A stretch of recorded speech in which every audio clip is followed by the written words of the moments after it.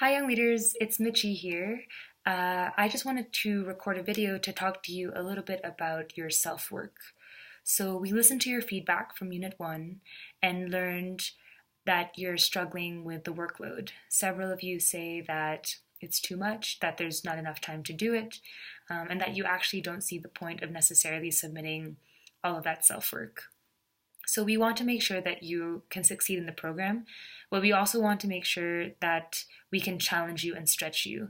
So in the self-work, we are trying to balance these two things, and we're trying to make sure that while it is true that we don't want to overburden you and make you do things that are unnecessary, that in experiencing a lot of these self-work deliverables, doing the readings, watching the videos, you actually do end up broadening your perspectives on certain topics, as well as experiencing what it's like to have a full workload, which you potentially would have once you get into the working world.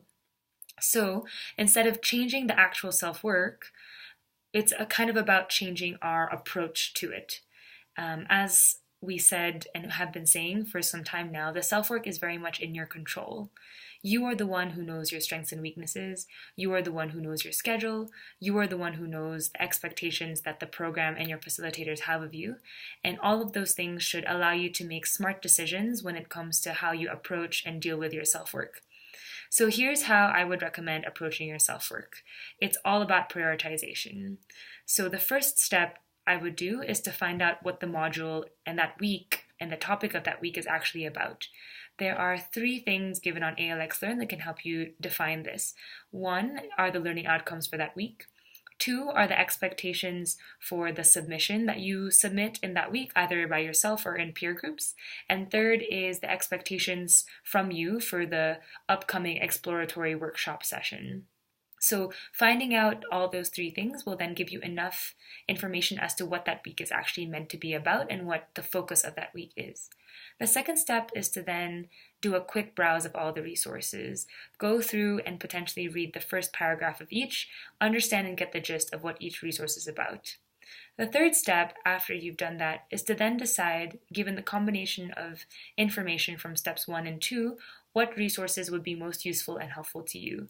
Now that you already know what the week focuses on through the LOs and what the submission expectations are, and you also know everything that's been given to you on ALX Learn, you can mix and match and make sure that you are prioritizing the resources that you think you could leverage and use the best to accomplish both of those 2 aims. The 4th step is to then learn and really breathe those resources well. Make sure that if you identify a resource as being high priority for you and really useful for you, that you dig deep into it and really understand it, because that's what's going to help you accomplish both your submission and also the learning outcomes for the week. And the final step would be to go back and do the rest if you have time, especially if it's a hectic week and potentially you don't have time. The prioritization will help you figure out what could actually be the best leverage and use of your time. But if you do have time, you can also then go back and actually look at all of the resources to make sure that you're deriving the most from the content. And I know some of you were already saying that we shouldn't ever cut down the content, because it's important that we're able to give you all of that to be able to understand and absorb if you would like. And then again, it is up to you and it is your choice whether or not you want to do that. So that would be an approach to self-work that all of you could take for this upcoming unit that could actually be really useful in lowering and cutting down the time spent there, but still having just as big of an impact on your learning and on your ability to deliver on what is asked of you. If you need any more help, do feel free to contact your facilitators and ask for tips on how to do the self-work, and even ask them directly which pieces of the self-work are most important for specific weeks.